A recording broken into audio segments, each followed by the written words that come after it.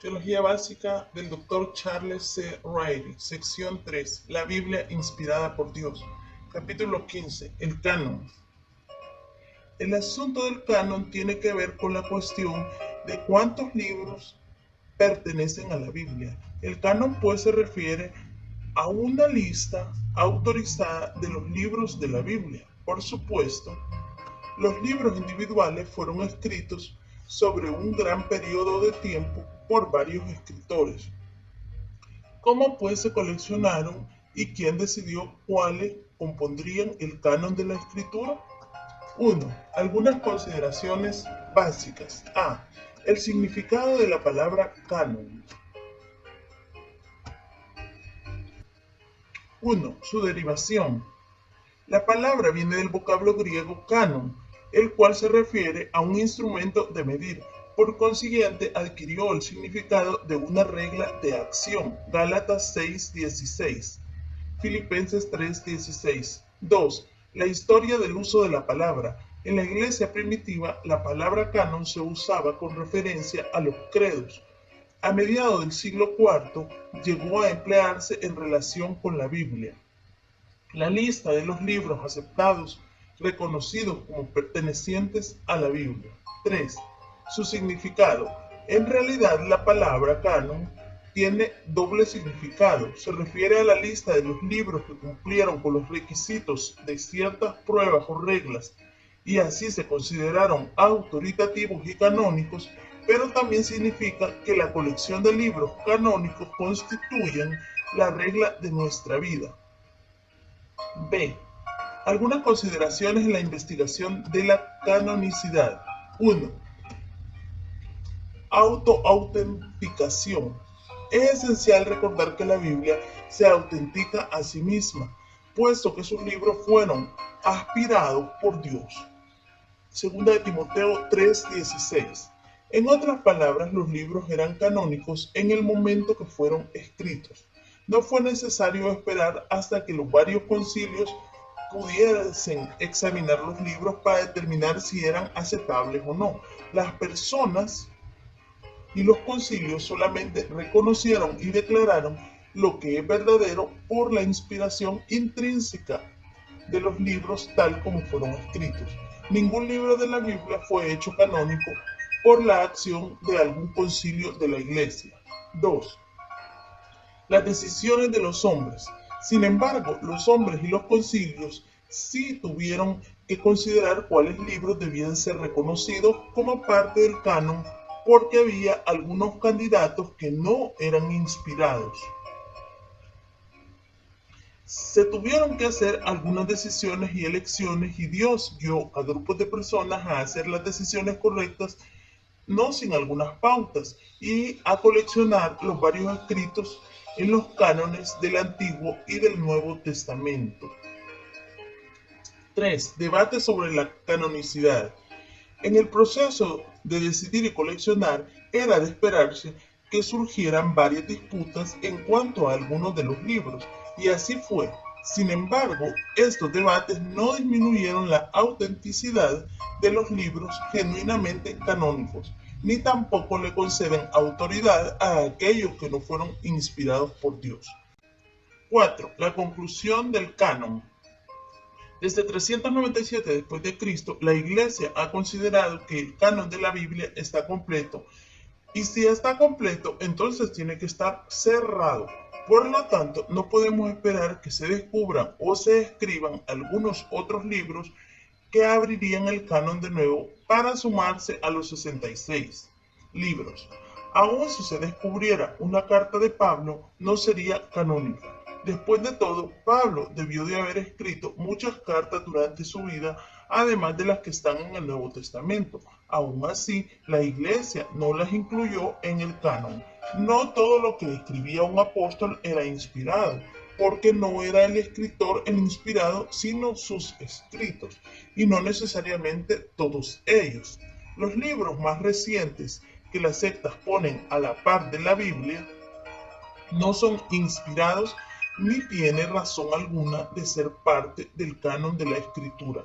Por cierto, las supuestas declaraciones proféticas o visiones que algunos alegan que provienen de Dios hoy en día no pueden ser inspiradas y consideradas como parte de la revelación de Dios, investidas de alguna autoridad como la de los libros canónicos. 2. El canon del Antiguo Testamento.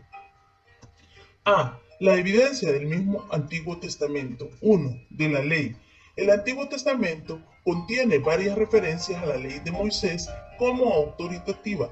Estas son algunas de las citas: Josué 1:7 al 8, 23:6, Primera de Reyes 2:3, Segunda de Reyes 14:6 y 21:8 y 23:35, Esdras 6:18, Nehemías 13:1, Daniel 9:11, Malaquías 4:4.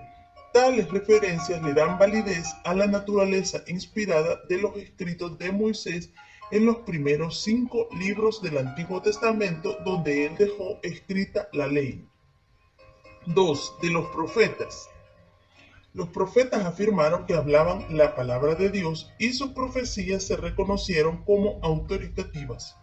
Note estas referencias: Josué 6:26 comparada con Primera de Reyes 16:34, Josué 24:29 al 33 comparada con Jueces 2:8 y 9, Segunda de Crónicas 36, 22 y 23 comparada con Esdras 1:1 al 4, Daniel 9:2 comparada con Jeremías 25, 11 al 12. 3. De Malaquías 4:5. En Malaquías 4:5 hay indicación de que el testimonio profético terminaría con Malaquías y no comenzaría de nuevo hasta la llegada de un profeta como Elías en la persona de Juan el Bautista. Mateo 17, 11 al 12. B. La evidencia de los manuscritos del Mar Muerto. 1. Su importancia. Los rollos nos indican cuáles libros del Antiguo Testamento fueron reconocidos como sagrados en el período entre el Antiguo Testamento y el Nuevo. 2. El número de ellos. Más o menos 175 de los 500 rollos del Mar Muerto son bíblicos.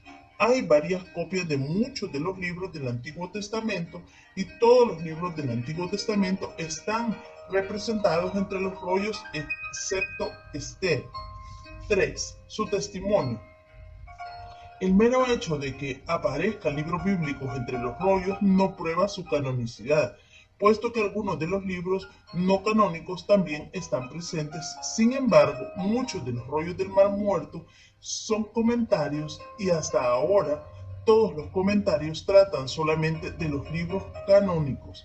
Esto parece demostrar que se reconocía la distinción entre los libros canónicos y los que no lo eran. También 20 de los 39 libros del Antiguo Testamento se citan o se hace referencia a ellos como escritura. En resumen, los rollos aportan evidencia positiva de la canonicidad de todos los libros del Antiguo Testamento excepto Crónicas, Esther y Cantar de los Cantares. C. Otra evidencia. 1. El prólogo o eclesiástico. Este libro no canónico hace referencia a una división tripartita de los libros, a saber, la ley, los profetas e himnos y preceptos para la conducta humana, la cual conocía el abuelo del autor, lo cual sería alrededor del año 200 a.C. 2. Filón, alrededor del año 40, hizo referencia a la misma división tripartita. 3. Josefo, 37 al año 100, dijo que los judíos consideraban solamente los 22 libros como sagrados, que equivalen precisamente a los mismos 39 libros del Antiguo Testamento que tenemos hoy. 4. Jamnia, año 90. Era una casa de enseñanza de rabinos que discutieron la canonicidad. Algunos cuestionaron si se debían aceptar, como se estaba haciendo, Esther, Eclesiastés y Cantar de los Cantares. Estas discusiones tenían que ver con un canon ya existente. 5. Los padres de la Iglesia. Los padres de la Iglesia aceptaron los 39 libros del Antiguo Testamento. La única excepción fue Agustín en el año 400, quien incluyó los libros apócrifos, esos libros extra que algunas Biblias incluyen entre los libros del Antiguo y el Nuevo Testamento. Sin embargo, él reconoció que estos no eran totalmente autoritativos. Los libros apócrifos no se reconocieron oficialmente como parte del canon hasta el Concilio de Trento en 1546, y entonces solo por la Iglesia Católico Romana. D. La evidencia del Nuevo Testamento. 1. Las citas del Antiguo Testamento en el Nuevo. Hay unas 250 citas del libro del Antiguo Testamento en el Nuevo Testamento. Ninguna proviene de los libros apócrifos. Todos los libros del Antiguo Testamento se citan excepto Esther, Eclesiastés y Cantar de los Cantares. 2. Mateo 5:17. El Señor aquí dijo que la ley y los profetas eran autoritativos porque con toda seguridad se iban a cumplir. Esta doble división abarca todo el Antiguo Testamento. 3. Lucas 11:51. Aquí el Señor afirmó algo definitivo tocante a la existencia del canon del Antiguo Testamento que él aceptaba.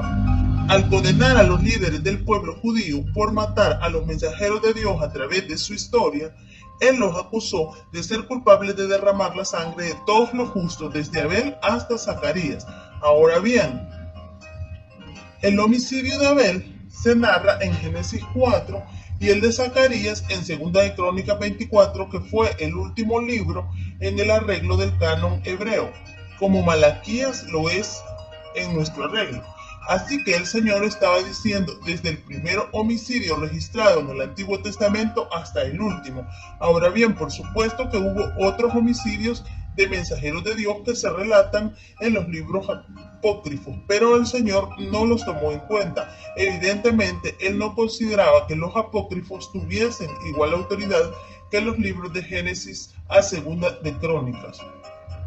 3. El canon del Nuevo Testamento. A. Las pruebas de la canonicidad. 1. La prueba de la autoridad. Con relación a los libros del Antiguo Testamento, esto significaba que tuvieran el respaldo de la autoridad de un legislador, un profeta o un líder de Israel. En cuanto a los libros del Nuevo Testamento, esto significaba que la autoridad de un apóstol respaldara los libros que fueron aceptados en el canon. Esto significaba que el libro tenía que ser escrito o respaldado por un apóstol para que de alguna manera contara con la autoridad apostólica. Por ejemplo, se consideró a Pedro como el apóstol que respaldó los escritos de Marcos y a Pablo como el que respaldó los de Lucas. 2. La prueba de la singularidad. Para ser incluido en el canon, un libro tenía que mostrar evidencia de su singularidad como prueba de su inspiración. 3. La prueba de su aceptación por las iglesias. A medida que los libros circulaban, tenían que ser aceptados por las iglesias. En realidad, ningún libro que fue cuestionado por un gran número de iglesias llegó finalmente a ser admitido en el canon. B. El proceso de reconocimiento del canon del Nuevo Testamento. Recuerde que los libros fueron inspirados cuando fueron escritos y por lo tanto canónicos. La iglesia solamente prestó testimonio a lo que ya era inherentemente genuino. 1. El testimonio del período apostólico. Los escritores reconocieron que sus propios escritos eran la palabra de Dios. Colosenses 4:16, Primera de Tesalonicenses 4:15. Ellos también reconocieron que los escritos de otros libros del Nuevo Testamento eran escritura. Ahora bien, escritura era una designación en el judaísmo para los libros canónicos.